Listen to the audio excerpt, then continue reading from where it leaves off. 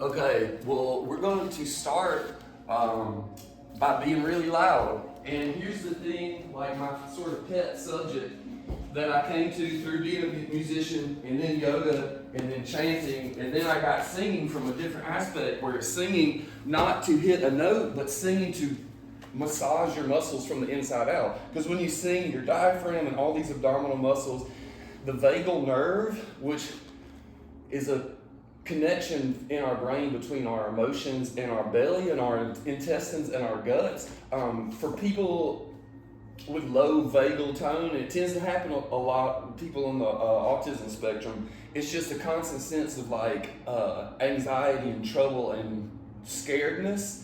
But there's things that you can do to massage that nerve, and using our voice is the best way to like tone it and activate it and just bring that noise floor down, so that it's just, for me anyway, it's a feeling of like lightness and openness and peace, and like, okay, things are all right. I don't have to do this normal freaking out. That's just like my baseline. So that's why the past couple of years, I've combined my music stuff with my yoga and meditation stuff, so that I'm finding ways to use pop music and like music that's not written to be like self-help stuff, but that can do those same goals. So using popular music in order to do things that other than going to a show at a big coliseum, like we're using we're using pop music to make music that does real things for our heart, basically. But this is from Sanskrit. Lots of chanting that is done in India, in Buddhism, and in all the different kinds of yoga is in Sanskrit, which is ancient language. It's basically the root. I love words, and I'm always going to an etymology library. This is online, that breaks down the words and shows where they come from. And the last point that you get when you follow these words down is PIE, which stands for Primitive Indo-European, and that's what Sanskrit is, like the master language that ended up turning into all these other languages.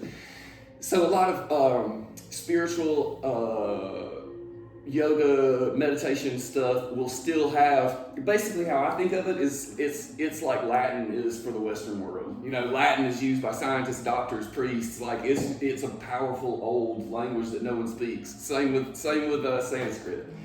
So what this means, how you pronounce this is Lokah Samastha Sukhino Bhavantu. And I remember my first teacher training, Cooper chanting that, and I didn't know what it was at the time. For me, this voice stuff is mostly about the mechanical, physical things we're doing. Ba ba ba, da da da da da da. It's not, to me, I don't start with the meaning of the words, but at the same time, I realize that sometimes it's good to know what those things mean, and for some people that could be an added benefit. Like I said, for me, it's a mechanical meat suit practice, but I mean, this is a beautiful sentiment too. May all beings be happy and free. That's why I include it, because like, how can you go wrong with that, man? It's like on the side of everybody. So what we'll do is just blast through this a couple times. I'll be extra loud to cover up. I know it's hard to get our voices out in front of other people. I teach music as well as this sort of stuff, and that's the hardest thing to overcome is self-consciousness and like that inner critic. But keep in mind that the point here is not the pitch. The point is making a sound, any sound, you know? So I'll lead us, and we'll just circle through it a couple times. All right? Lokah Samastha Sukhino Bhavantu. Lokah Samastha Sukhino Bhavantu.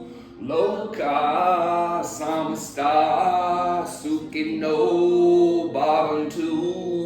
Lokah Samastha Sukhino Bhavantu. So it's got that bounce to it, da da da da da da. That sing songy, us musical humans love that, and it makes it.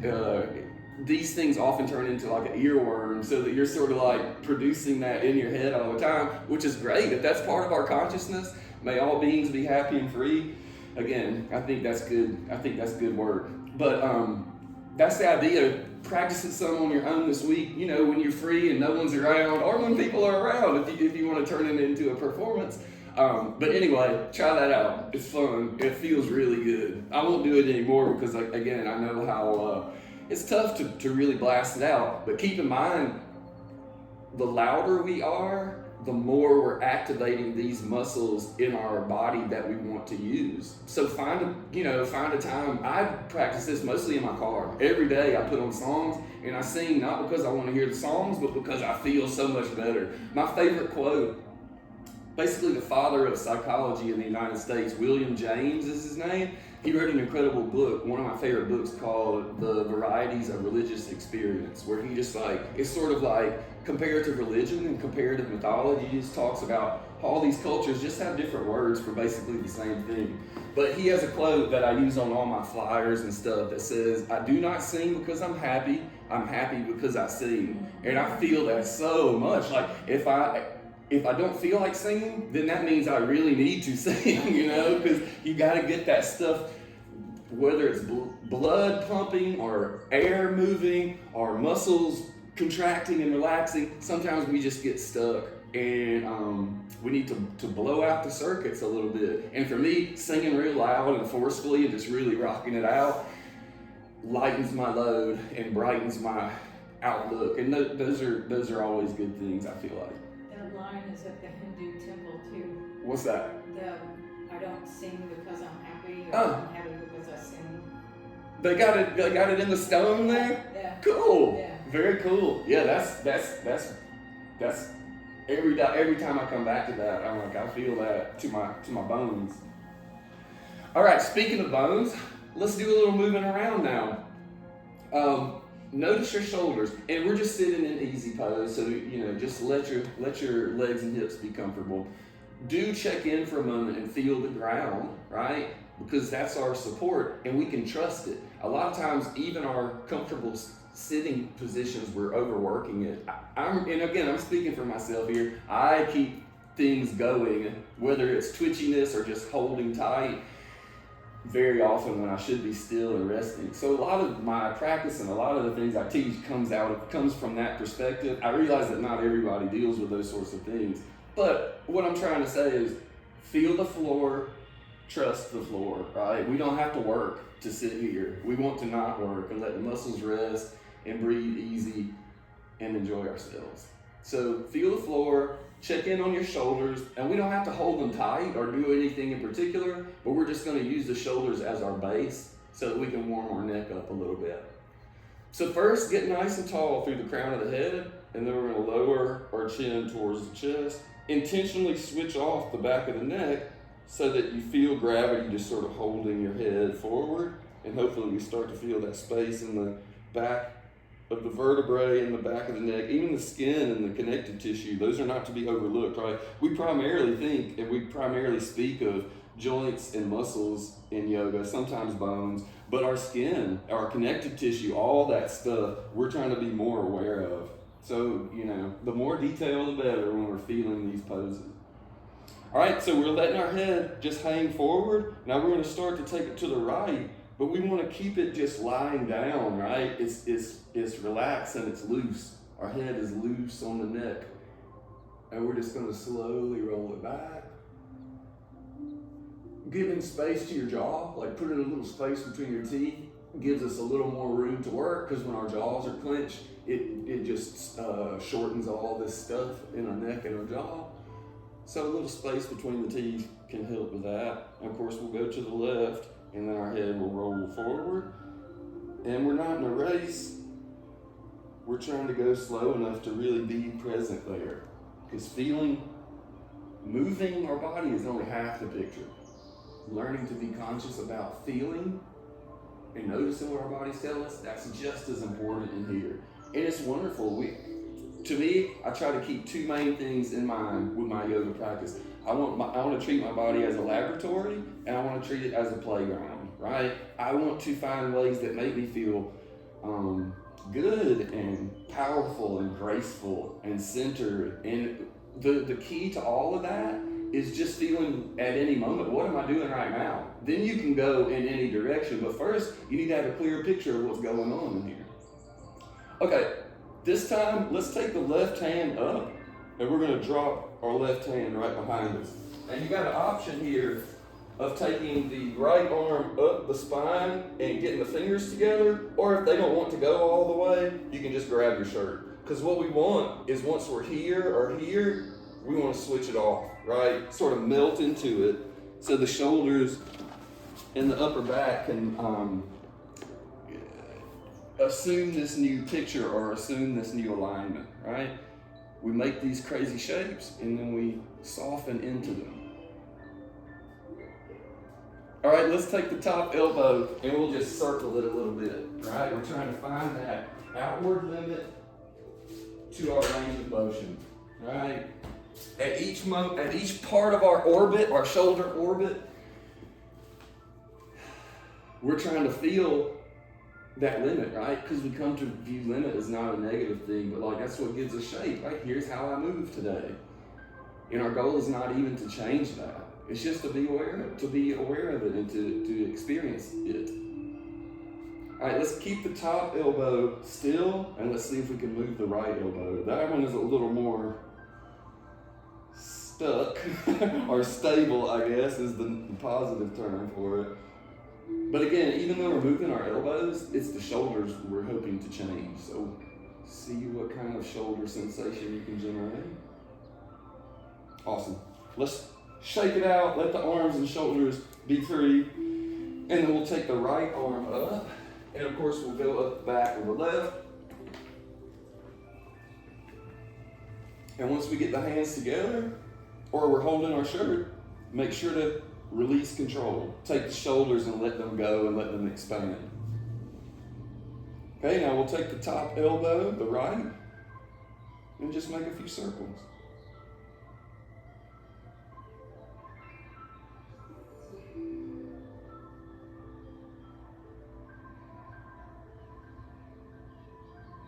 Okay, let's take the left elbow, see if we got some movement in it.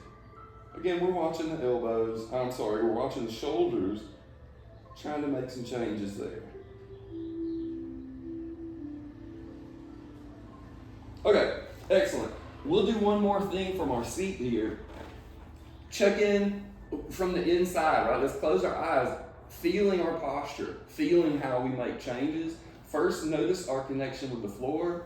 Then notice the front of the abdomen and let it release, right? Let the front of the belly be soft. And then imagine we got this line from the belly button through to our lower back and gently press forward. And anytime we're sitting or standing, that's a good thing to remember. And if you want to think of it, I like to think of it in like structural or like architectural terms. We need to take the biggest bones, which means the strongest bones, and move them forward under our center of gravity. Because sometimes what happens when we're tired or when we're sad or we're depressed is we melt like this, right? Our shoulders come down and in, our head drops, but we want to go the other way and be present and active and plugged in. So how we do that is to take the big old lumbar vertebrae and gently press them forward. And we don't have to push hard, but we do it all the time, right? We're just remembering to keep our base strong here. And then that's going to free up the upper body so we can release anything that might be tight in the solar plexus or across the collarbones. Of course, the jaw, we got that. I like to keep my lips together, but just put a little space between my teeth. That just makes sure I'm not clenching my jaw. And then, of course, the back of the neck, and the shoulders, the whole upper body is just restfully sitting on top of the lower spine because we've set it up, we've put it in place, and then the whole rest of the body just enjoys that stability. We don't have to work at our posture because our lower back is doing that little bit of simple work. Okay, from this sort of stable but resting zone, we're going to put it into the spine and the sides of the body. So take the left hand out to the side here, and we're just going to prop, right?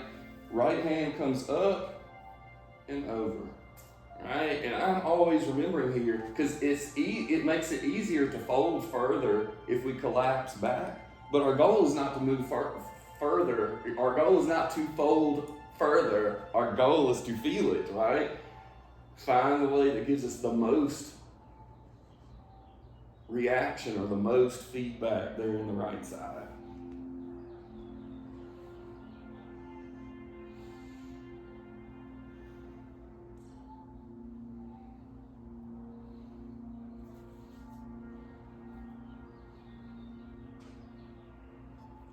All right, let's come back to center. And we'll use our right hand to prop us this time. Left goes up, and it's going to come up and over. Lifting the heart, gently leading forward with the solar plexus.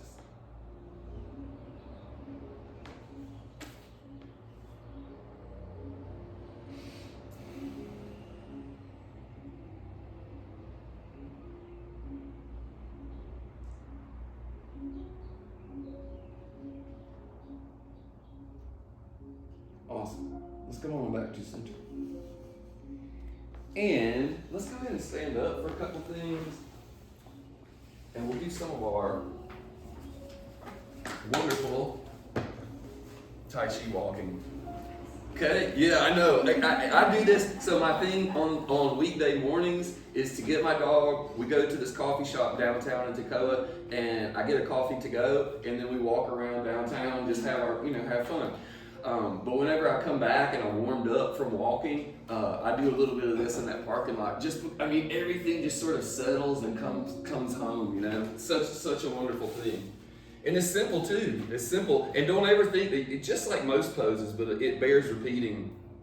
There's no way to mess it up. If you're feeling the body and you're paying attention to your balance changing and how your muscles and bones are working, you're doing it exactly right. No need to ever get bogged down in details. So, toes are going to point out, just very simple startup instructions. So our toes are pointing out, our knees are bent even more than we think we need to, and feel free as we do this moving to experiment with different amounts of knee bend, because it helps us change our pivot points, and bending the knees gives us more mobility. Okay, our hands, you can either let hand hold opposite wrist, or if you want to be even weirder, it is productive. I see why they tell this. Wrists at the small of the back with fingertips pointed down, because it opens the shoulders back. Like you can try, hold like this, and then change to this, and you can feel your shoulders lift and go back. So I do that. It's not as comfortable, but I do that because I'm always looking for ways to do that, to open the front of the body. Okay, the name of the game is balance here. And my newest bit of interest in this, or my newest obsession point, is thinking of my center of gravity right here below my belly button, and we're always moving between left foot or right foot. So we're bringing this point right over our left foot, or we're heading and bringing it over the right foot. So as you go forward, notice that, because sometimes I get bogged down when I'm thinking, okay, I'm shifting my body to the left. There's so many moving parts that how can I be sure I'm moving all together? That's why simplifying it to one point really is handy, Okay, so we're gonna take the step with the left foot first. So get ready to put the weight we're gonna step with the right, so get ready to put the weight into the left. And we do that by taking that center point and just putting it into the left foot. Okay, now our right toe our right toes are gonna tap just next to the left foot, and then step forward with control. That means weight is still back here. And the heel lands, then the toe. Now here's where we start taking this balance point and shift it out over the right foot. We allow this right knee to bend, but we don't allow the back foot to come up. And that groundedness, that tension, builds sort of the fun of this. And when we get as far as we can go, take our center point and take it back to the left foot again. And when it's successfully lodged, bring the right toes up and angle them out to the right just a little bit. Set the toes down. Here we go, back to the left foot with our gravity point. And when we feel stable in our right foot, now it's time to lift the left, and the toes touch right next to the right, and we go forward. Heel and toe land with our weight still fully back, and then we start loading the front foot and bending the front knee. And then when we reach that limit where we can't go anymore while still doing our rules, knee bent, back heel planted, now we go back, right? So every step goes forward twice. Now we're back into the right foot fully, the front toes can lift and angle out. And then here's the second time where we'll actually step. So we're loading the front foot, and then the right lifts, and we're gonna tap, and then step forward.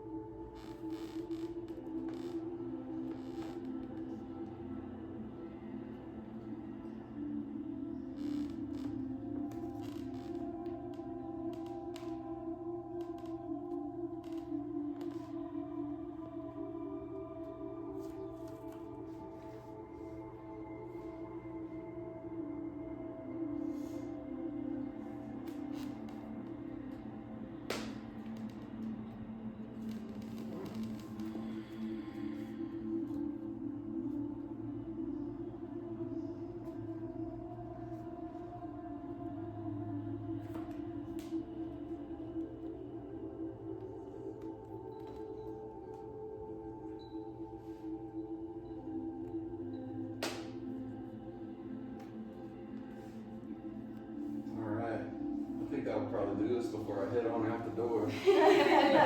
It just feels so good. It just feels, I know, right? It just feels so good. I was going to do it to the mailbox the other day, but I thought, man, that would take a while. That's what I was thinking right there towards the end is like, we get used to going fast like that. That's our main goal, you know, that's our main reason that we walk. But let's do some standing stuff since we're still here. But yeah, to slow down and realize like there's other things we can do with walking besides get there fast. It's cool. It just opens up walking as a practice in itself, as opposed to just a means to an end. Okie doke. Let's start towards the back of the mat and then take a nice long step forward with the right foot. And at this point, both knees are straight. We're going to set up for a warrior pose. So you can either float that back foot and keep the feet parallel, or you can drop the back heel by shortening the stance a little bit. However it feels comfortable. When you're done, point the hips forward.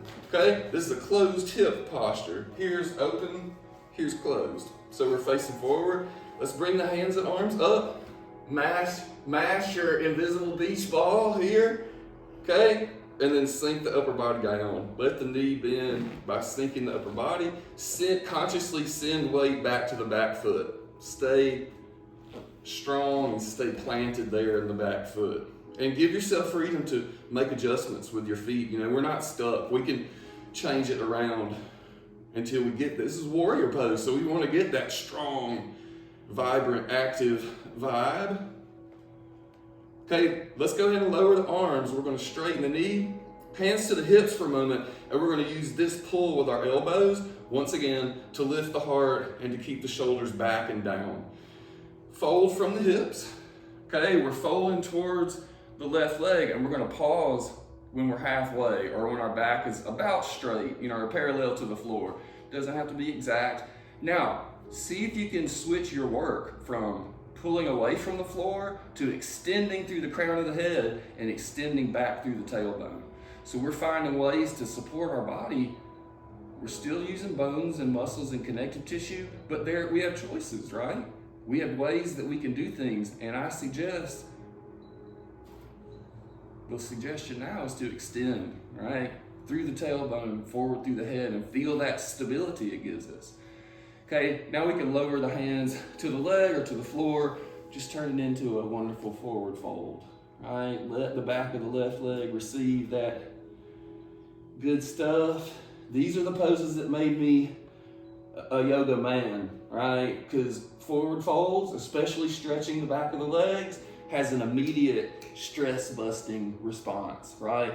Our heart rate slows down, our blood pressure lowers, our rate of respiration, how fast we breathe, slows down. And just like you would think, when our body does that, our emotions are cooler and our moods are calmer and more stable. And that's what I have always needed, and that's why I still do this stuff, is because there are powerful inner changes we can make with the body. All right, let's come on back upright. And then let's take a long step forward with the right foot. Oh, I almost didn't make it. And then we'll step the right foot forward. We'll set up that warrior pose. I think this is more harm than good at this point. Okay, so first, notice the feet. You can float that back heel. Sometimes I do it that way for fun, but most often I'm just tucking the heel a little bit. Close the hips. So our hips are facing forward, and then hands and arms come up. And we're going to try to keep this same strong shape of the upper body. So we're not going this away, we're going this away, right? The knee bends and lets the upper body sink. And again, readjust your feet as needed, right? Make your stance longer or shorter. Experiment with rolling your weight out to the outside edge of the back foot.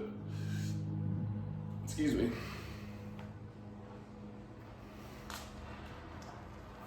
All right, let's straighten the knee. We're going to bring the hands to the hips. And then our hinge is here, right? Not the neck and shoulders. We're folding forward from the hips. Remember, we're going to do this by getting tall. Reach out through the tailbone, reach forward through the crown of the head. Notice how that can sustain you or support you here.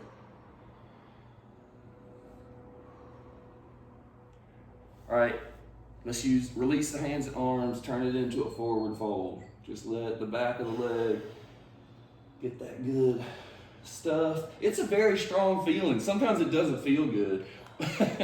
But when you get used to, for me anyway, my experience is like, when I realized how powerful a tool it could be in helping me calm down and feel okay, then I start to love that feeling. Any chance I got, I was like, okay, let's do some stretching. Let's do some forward folds. And of course, the weird backwards thing is that doing a lot of those poses make you more flexible, but being more flexible it makes the trigger point higher. You have to do weirder things to get that same stretch, It's the law of diminishing returns.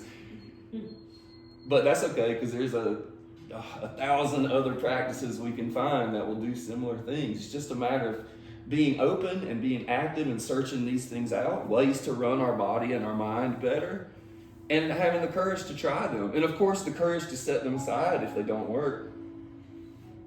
All right, let's come on down, and we're going to meet up in high kneeling pose, which is here. We're on our knees, but we're up at the hips. Okay, now this sometimes doesn't feel good, so feel free to double or triple or quad up your mat to pad your knees. There's also a world of other stuff over there. Okay, first thing here is camel pose. This is stretching the front of the body. So we're going to step our knees together. Hands are here, just about in our Tai Chi walking position. And we're going to get the elbows pulling back, as usual, to help us open the front of the body. Then we're just going to lead with the front of the hips, lean forward here, and lift the heart, lift the solar plexus towards the sky.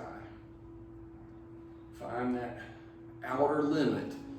And then we don't try to force it or even change it. We just use it as a prop. We use it as something to lean on.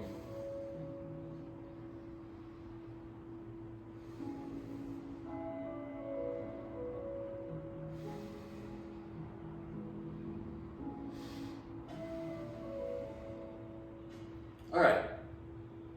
Let's come back to center, and we're going to step forward with the right foot.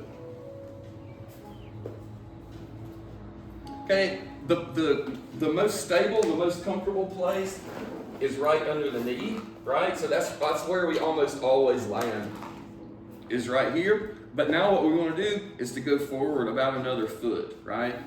We're stretching this front knee out because that's going to let us sink. And we're going to do that same sinking motion as we did in warrior pose. So let's keep the hands, let's put our hands on our knee. This will help stabilize us. And then same deal, we're sinking into the front knee, but we're just letting the upper body sink. We keep this nice, tall, strong situation with the upper body, but now we're letting gravity pull us down, making all sorts of space in the upper legs and the hips. We just try to, of course, there's certain things we have to do to keep our balance, but otherwise we're trying to let gravity in the body come to its new understanding, right? Without too much interference with our muscles. Okay, let's use the hands on the knee here, and we're going to add a little twist. So we're just going to take the head and shoulders to the right. When in doubt, lift the solar plexus. That's what I always tell myself.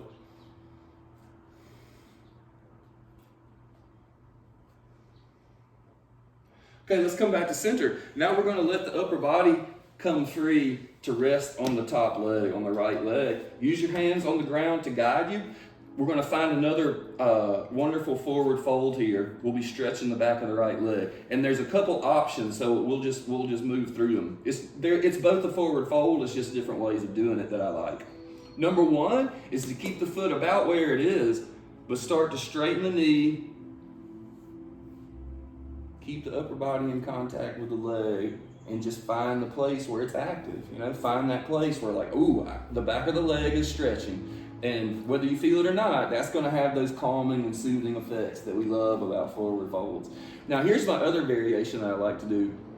I pick up my toes and let this front heel slide back so that I can settle down and sit down towards my back foot. And it just makes the rest of the body easier and more comfortable. They're both totally valid because the work is going on in the straight right leg and whatever leg is out front. And as long as we're sticking with that and we feel that nice active stretch happening, then we're doing it exactly right.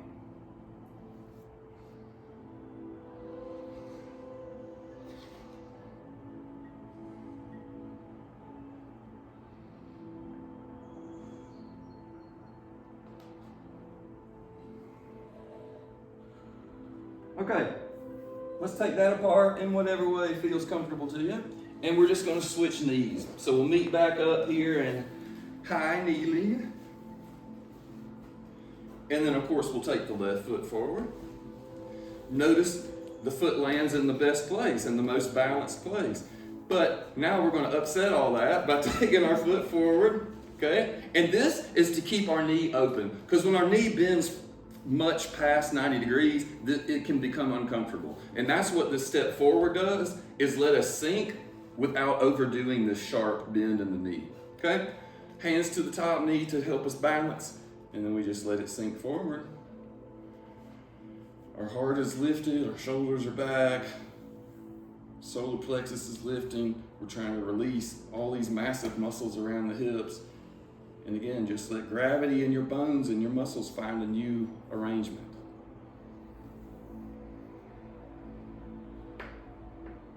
Because that's for me, that's the definition of grace, is like working with the world instead of against it, right? Finding a pleasurable agreement with gravity and physics. You know, sometimes you see people and they're like, they're fighting the fact that they're on this world. And don't get me wrong, I still do that, and that's why I know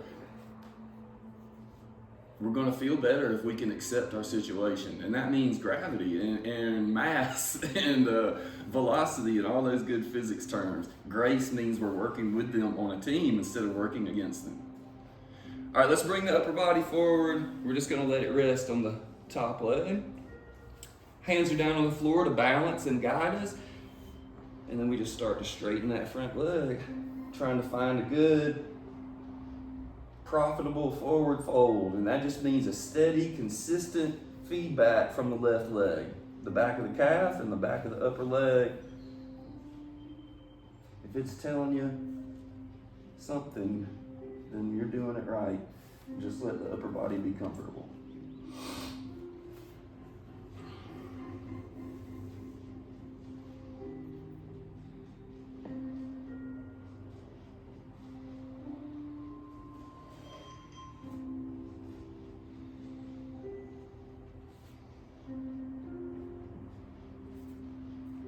Awesome. Let's go ahead and kick back to our backs for a couple of things here. Mostly hip things. You guys have probably heard me say it a million times, but my first yoga teacher, or my teacher, Cooper, called hips stress batteries. Because when things stress us out, those muscles get tighter and tighter. Our body does what's called muscular armoring, which it prepares to fight or flee. But the thing is, we have all these little things that stress us out in the modern world that sometimes we're not even conscious of, but our body is, and our body gets in the mode of like constantly armored, right? The muscles stay constantly tight. It doesn't do good things for our state of mind though, because our mind likes to find reasons. And if our mind is like, oh God, something's wrong in the body, your mind will come up with negative things that make sense, right? Because your mind wants that meaning. Why is the body tight? So what I tend to do is just overinflate normal things, like normal things that I should handle, but aren't that big of a deal. They just get massive in my mind because I'm like, my brain is trying to give a good reason for my body being so tight. But once you get in there and release those muscles, sometimes, or the big percentage of those anxious thoughts will go away because they weren't made in the mind, they were made in the body.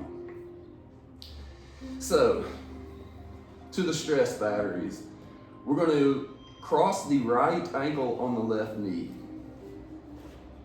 Okay, simple enough. Now our shoulders stay home, but we're going to pivot at the hips so that our right foot comes down to the floor. And our right knee is bent, pointed up. We're hoping to find this outside, like between the ribs and the hips on the right side. And out. Yeah, you found it. Good. Yep. So if we feel it and we found it, stay with it. If you want a little more, of course, just push the knee away. Use the left hand to lead.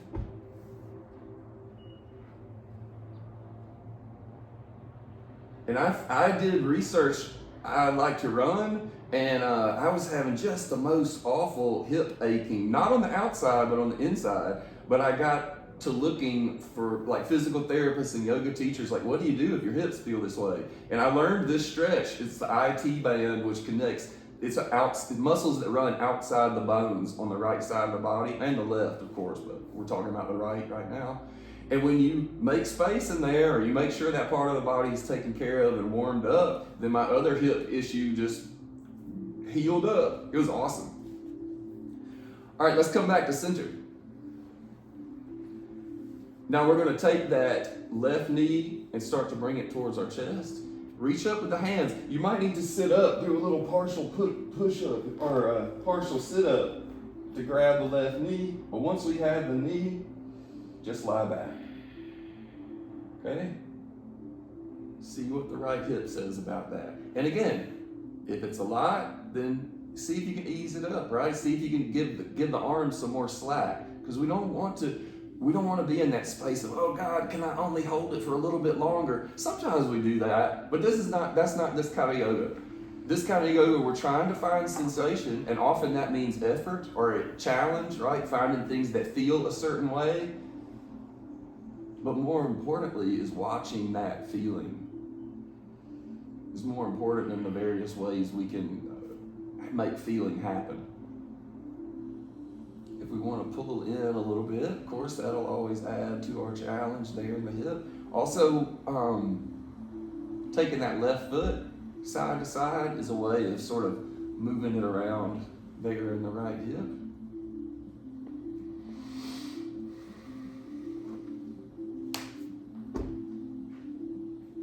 When Release the knee. We're going to bring the left foot down, and then now the right knee is going to cross over the left. So when you're trying to remember this at home, remember this hip sequence has 3 parts, right? The first one is ankle on knee, and we pivot. The second is ankle on knee, and we pull in. The third is knee on knee, and this gets the hip flexors, but it also is a spinal twist.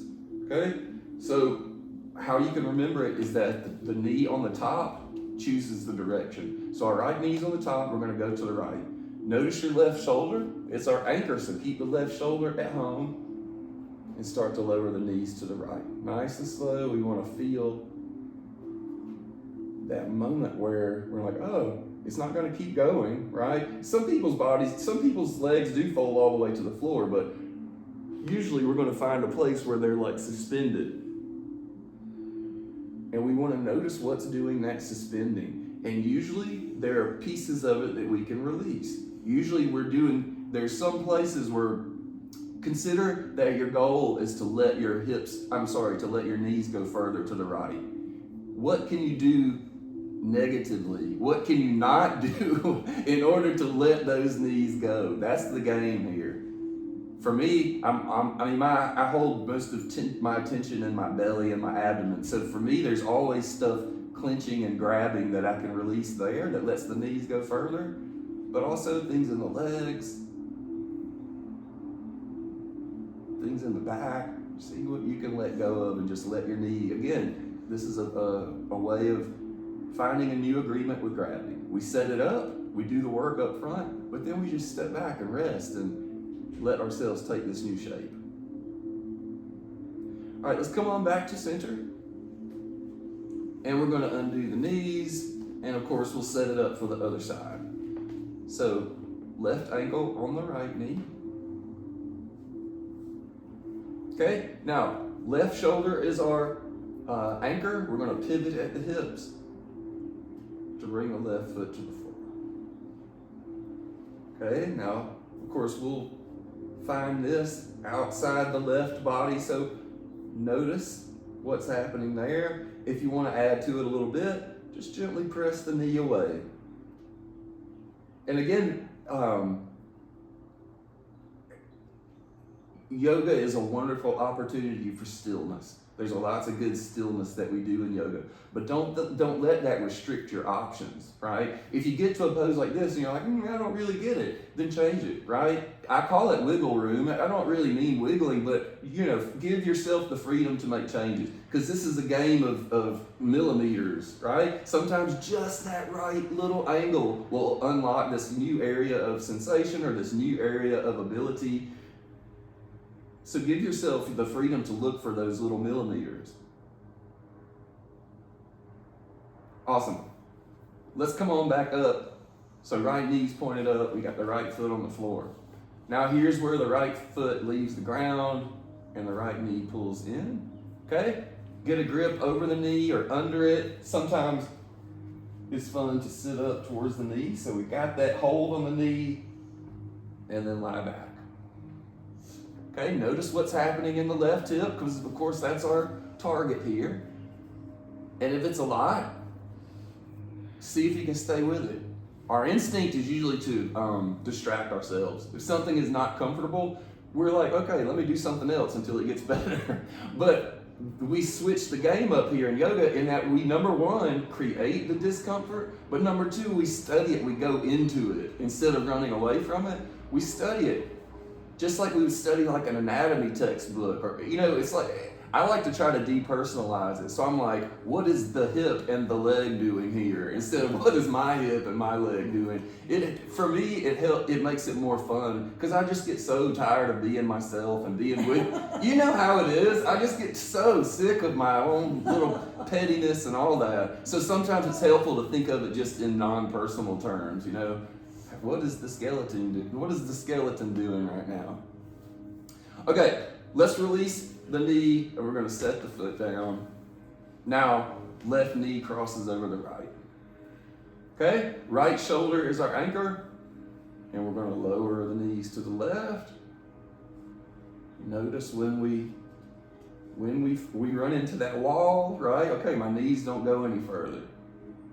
And notice where that happens. Notice, because it's a matter of engaging. When we find those limits, it's tendons being moved to the outside of their range of movement. It's muscles and bones that reach some sort of new shape.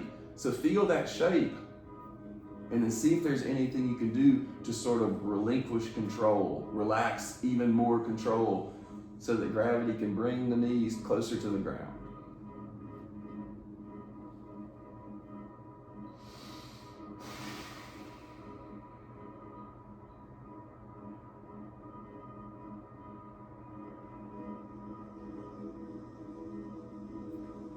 All right, that's awesome, you guys. Take your time here. We're just gonna gradually make our way back up to our seat. And feel free to get extra cushions or bolsters or padding. We're just gonna sit still for 5 minutes. But sometimes, if we're not comfortable, 5 minutes seems like a long time. It seems like 10 minutes. Yes, exactly. So what I like to do, once I found my easy pose, or however I'm going to sit, I do a little forward fold. And that just makes sure the back of the body has space and it is good. We're setting ourselves up for success by making ourselves comfortable and easy to start with. And then once we sit up, we do the same thing as every easy pose, right? Feel the ground, trust the ground, and then switch off the belly, right? We don't have to do anything here. It is possible to hold our body up with our abdominal muscles, but we don't breathe as well or as fully, we don't digest as well. So it's good to let this abdominal wall, let that be open and relaxed, okay? And we make up for that by leading with the lower back, right? The lower back is just active enough to feel. It's one notch on the lower back dial, right? We don't have to push hard. We definitely don't want to feel a strain. It's mostly just remembering to keep the big bones of the lower back under our center of gravity. Okay, take it out of the solar plexus, the lower ribs. Make sure we're not holding anything there, nice and free and open. Same across the collarbones and the front of the throat. Check in on the jaw again. Make sure we got space in our jaw.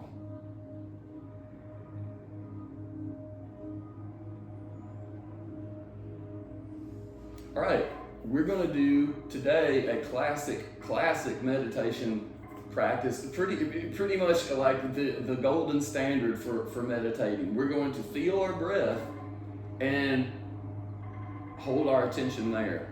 But here's the difference. A lot of times you hear teachers say, you're going to hold your attention on the breath. I would like to say we're going to return our attention to our breath. Because we know, all four of us, between us, our mind will go thousands of places. You know, it moves and does. And that's something very valuable we learn in meditation, is that we're not in total control of our brain. We can do good things with it sometimes, but in general, it's going to move and do without our permission or without our control. So what we do in a practice like this is we choose a point of focus, and every time our brain gets busy, which it will, we all know that, tons of times, when it gets busy, we bring it back to our breath. And we hold it there. But eventually our brain will get slinky and sketchy and it'll get out from under our control again, and then we'll just bring it back to the breath. Now, I made a big stride forward here when I narrowed that feeling the breath down to just one point of physical sensation. So when I take a few breaths through your nose. If your nose is stopped up, breathe through your mouth. But what we want to feel is that actual breeze, right? Because we're moving air to bring it in, and the moving air sends it out. So what I want to do is find that actual physical sensation. Because for me, it makes it easier to find and easier to focus on if it's physical, right? Instead of just like repeating a word, or, you know, we do all these things, all these different practices, but for now, we want that anchor point, which is our meditative focus, we want it to be physical. That feeling of air moving either at the nose or in the nostrils or on the upper lip, or if we're breathing through our mouth, on the lips. Find it so you're familiar with it and it doesn't take a lot of thought to research and find. You're familiar with that feeling and it's just a matter of returning, okay? And we'll just take 5 minutes. Every time our brain gets busy, we come back and find that living, moving feeling of the breath.